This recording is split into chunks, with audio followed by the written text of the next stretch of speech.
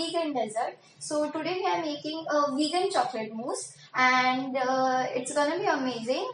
So let's get started.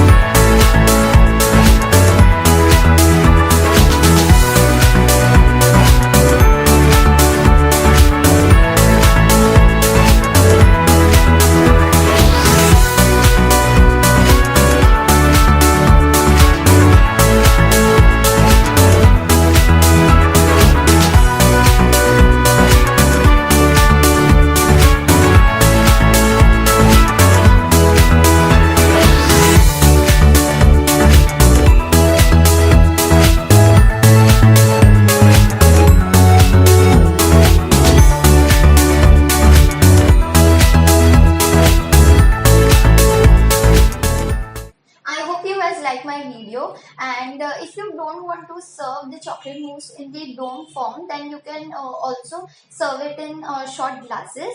And if you try the recipe, then do let me know in the comment section, and don't forget to like, comment, share and subscribe to my channel. Bye bye.